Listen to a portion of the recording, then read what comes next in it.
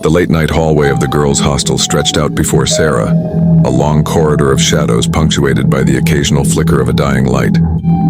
She clutched the strap of her backpack, her footsteps the only sound echoing on the cold tile floor, a stark contrast to the distant burst of laughter that had just faded into silence. A nervous excitement bubbled within her as she whispered to the empty space, "Finally, my own room." Her eyes found the number she was looking for, 23. With a slight push, the door creaked open, revealing a space that was small but had a certain cozy potential. It was hers. Inside, Sara quickly began to unpack, eager to transform the sterile room into a personal sanctuary. Books were stacked on the small desk, followed by her laptop, creating a familiar landscape of her own belongings. A gentle breeze made the curtains dance, and she noticed the window was slightly ajar. The wind whistled through the gap, carrying with it a faint, indistinct whispering that seemed to curl around the edges of the room. "Just the wind." "Relax," she muttered, shaking her head as if to clear the sound away. Her gaze fell upon a blank wooden photo frame left on the desk, an odd detail she quickly dismissed.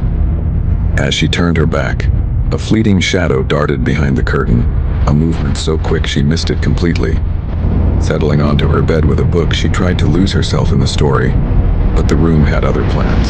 Her laptop screen suddenly flared to life, illuminating a blank Word document, its cursor blinking expectantly in the silent room. A moment later, a new sound joined the whispers.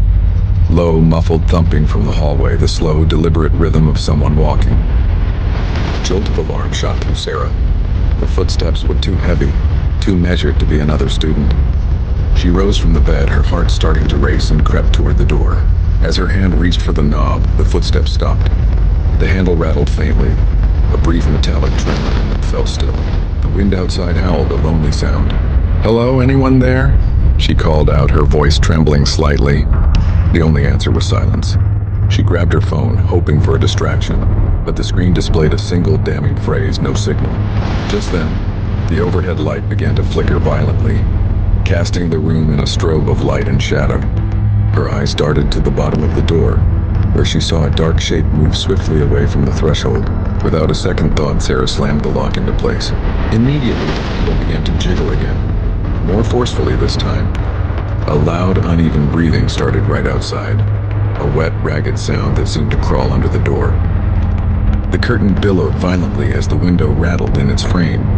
The whispers were no longer distant, they were in the room, forming her name. "Sara, Sara!" Terrified, she dove under her blanket, pulling it tightly over her head. The breathing stopped. After a long, agonizing moment, she peeked out. The room was still. Grabbing the nearest object, a pen from her desk, she held it like a weapon, her knuckles white. Her eyes scanned the room, landing on the desk. She gasped. The blank photo frame was no longer empty. It now held a picture of her, asleep in the very bed she was in, taken from an impossible overhead angle. A sharp scraping sound cut through the air as the frame slid off the desk and crashed to the floor, all by itself.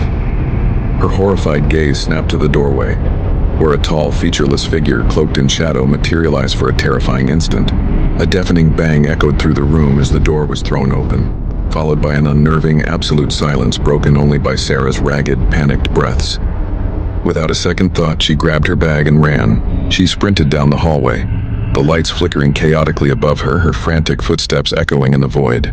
As she passed room after room, she saw that they were all empty, their doors wide open, revealing their dark, vacant interiors. Behind her, the door to room 23 swung shut slowly, silently on its own. Some rooms in the hostel are never really empty.